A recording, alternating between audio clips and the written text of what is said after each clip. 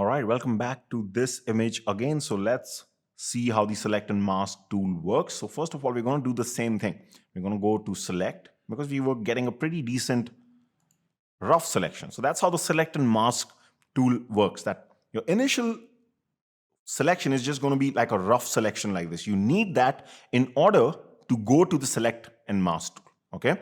So here are the steps. We've taken the first step, which is to make a rough selection using any of these tools. You can use the select. We could have also used the quick selection tool. It would have taken more time. We could have used the object selection tool also, which would have given us something like this, but nothing will give us a refined selection like how we're going to get in at the end of this video.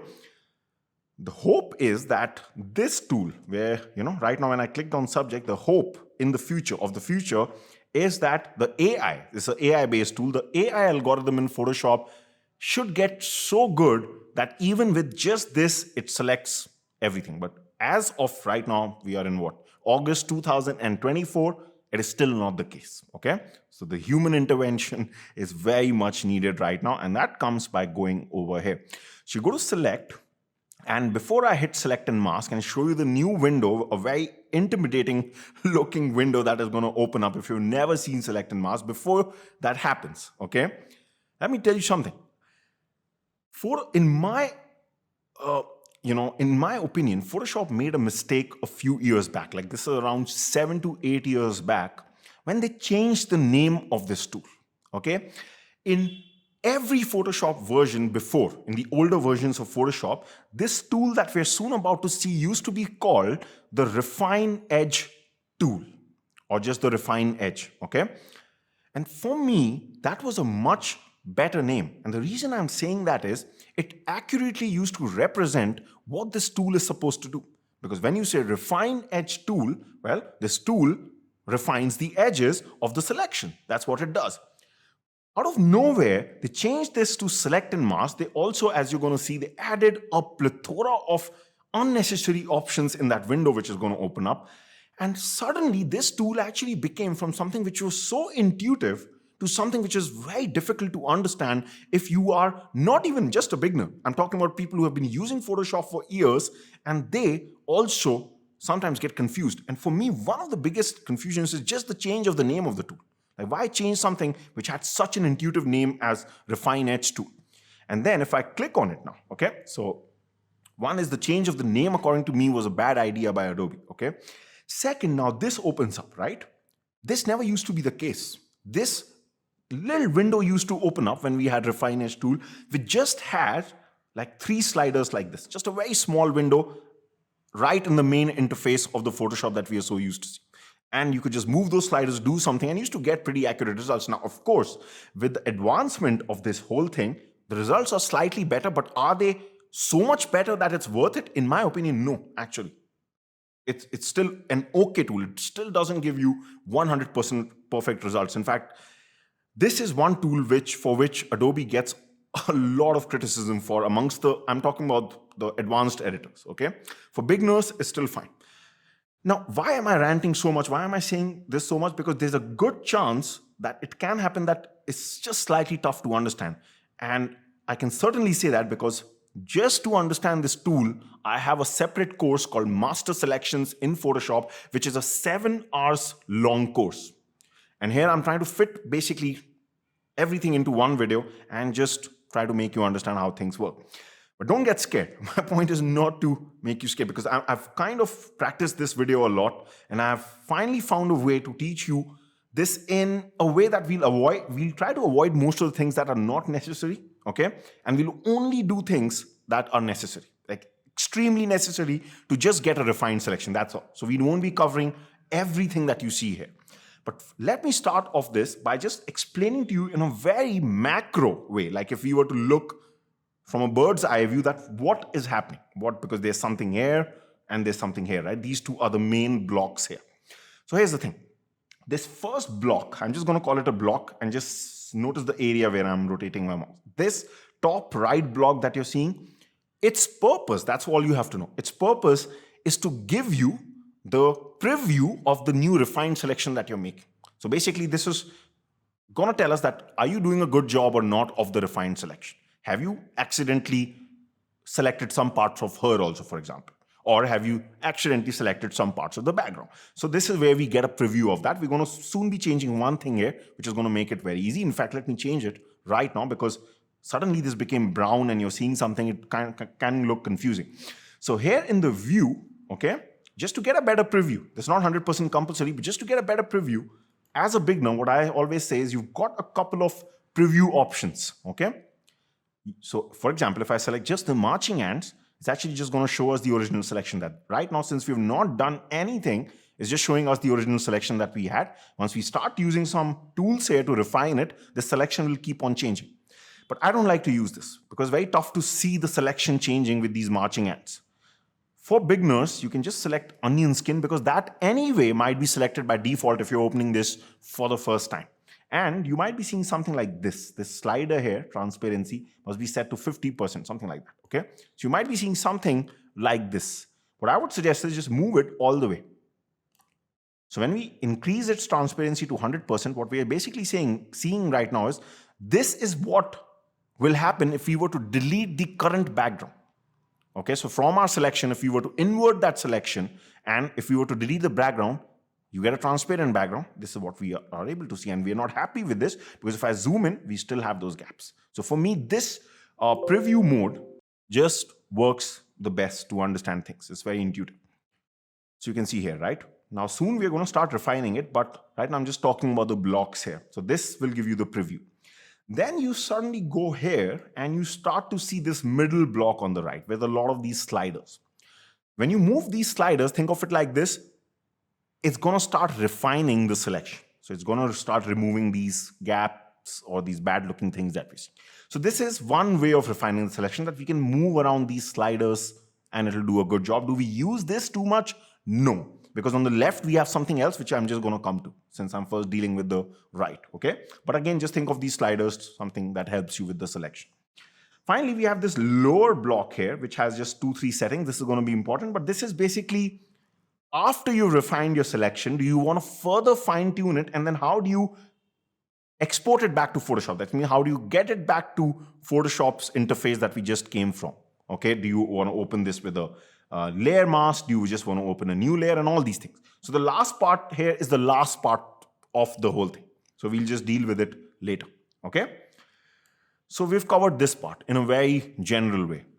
This part is very similar to this middle part. What did I talk about the middle part here? That when you move these sliders, this current selection starts to get refined. That's what we want to do.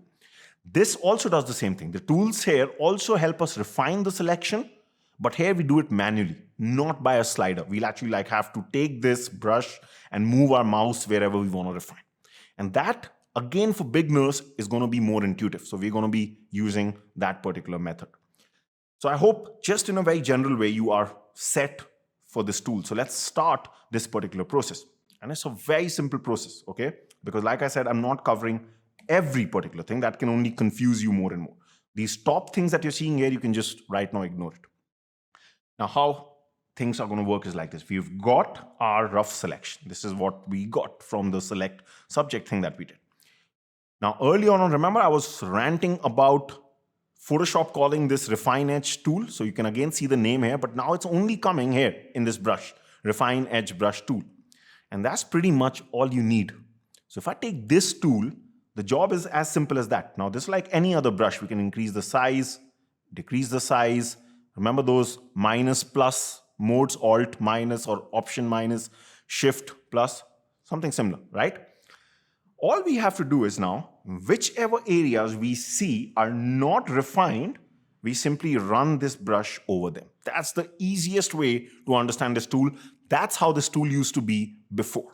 That's it. You didn't really have any of these other things that you're seeing here, okay? So let's zoom in a bit and let's actually see this in action. So we're going to zoom in, and now here is the key to this, because this is an aggressive tool, okay? If you just suddenly make the brush too big and just run it everywhere, it can really eat up the main selection. So we don't want to do that. Here's the key to using this tool well. Make the brush small and go in strokes. So I notice, for example, this area is not refined, right? This much size is fine. And what I can do is just paint over this. I'm just pressing my mouse now, and can you see? It has just refined that. Now, what exactly has happened? How did it just suddenly disappear? This is what starts to confuse people. What is happening is you're actually painting. This tool allows you to paint, but you're not seeing that paint, okay? Wherever that paint is, it's going to refine things. You can actually see that paint if you go on this top option. Remember, this was the block which helps us preview things.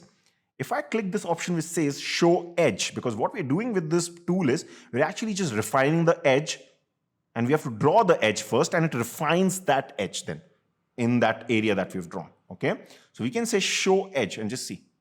If I show, it's only going to show me the areas where I have painted. Okay, it's not necessary, but I'm just saying that that's exactly what is happening. We're just, it's like an invisible paint which we just paint with. Okay, it's going to refine those areas. So we can do a bit of this, this. Now, one mistake people do is they notice something like this and they keep going over and over again. Don't do that. Simply because no one's going to do anything. Why? Because again, if I see this, if you keep going over and over again, so suppose I do this, it's not going to do anything because it's already painted, right? So I see this. Even a lot of YouTube instructors on YouTube, when they're teaching this tool, they teach in a very wrong manner because they keep saying that if you don't like it, just run the stroke again. Well, it's not doing anything because it can only run one stroke once. You can't run it all over again because it's already there. So that's just a very common thing that is taught wrong when it comes to this tool. Okay, so you just basically, you do it once.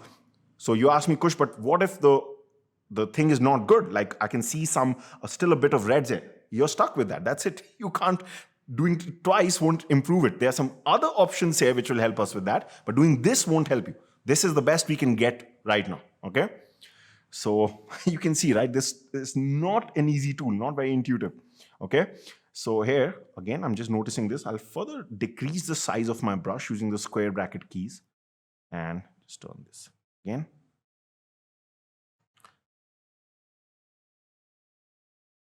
Okay. Now there is a refine here button here. It's still not kind of achieved what Adobe wants it to. Like when you click it, it's supposed to do what we're doing with one click, but in my opinion, it just doesn't work well. So I'm not showing you that, okay? Hopefully in the future.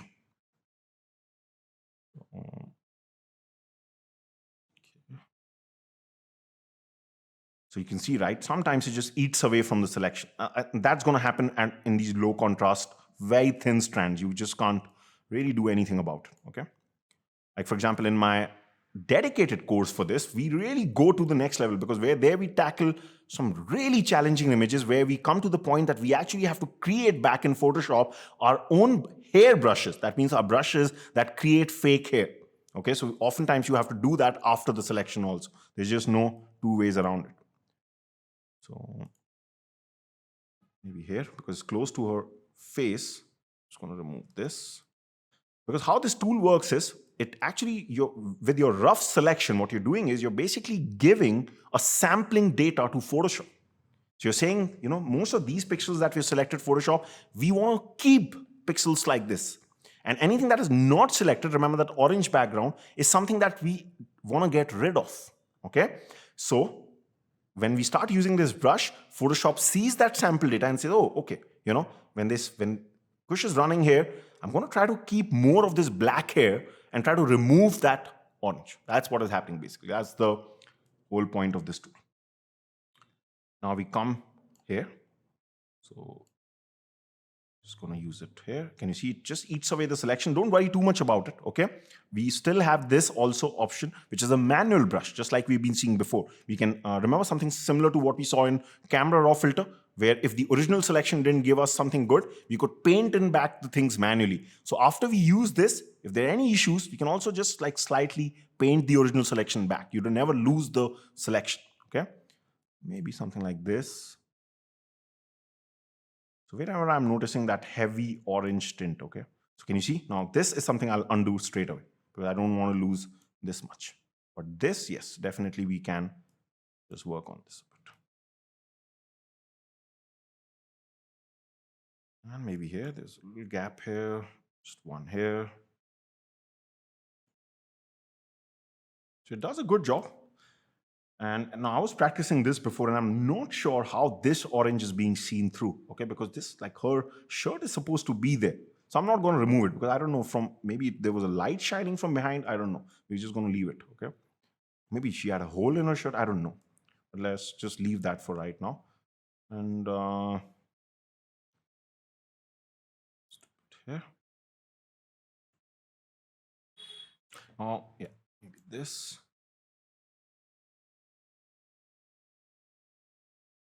And now these things are basically the reflection of that color coming in, okay? We'll also tackle this, but that'll be towards the end when we change the hue a bit. So that's not a part, that's not a job of the selection directly.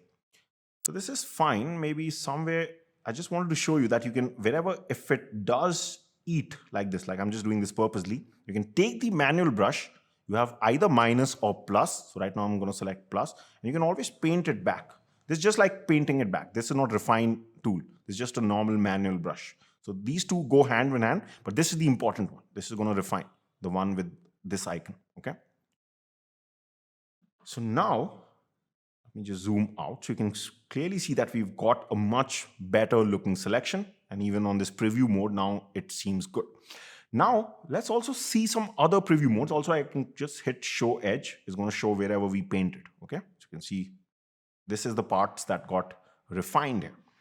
And reason I'm showing you this particular option, even though it's not too important, is when it comes to understanding things like radius, smart radius, which we're not going to cover in this course. But if you ever decide to learn this tool in much more detail, these tools help us do a job in a much more automated way.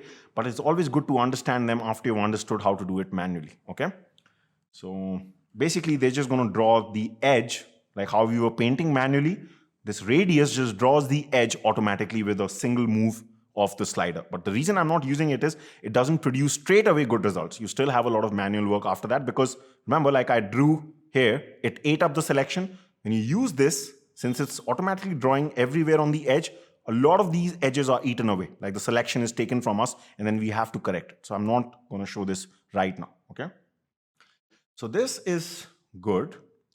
And now let's test this against some other views. So on this, it looks good, but you can see there's going to be one problem, which is, so can you see we've got a lot of different views here, but one thing that I like to use is this on black view, because this is really going to be the worst case scenario. You'll see the maximum flaws here, because if I select this, we're basically seeing how the selection looks against a black background.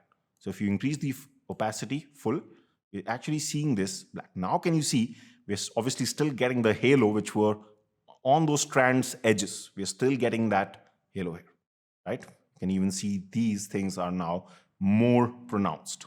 So let's see how we can tackle this with almost a single click.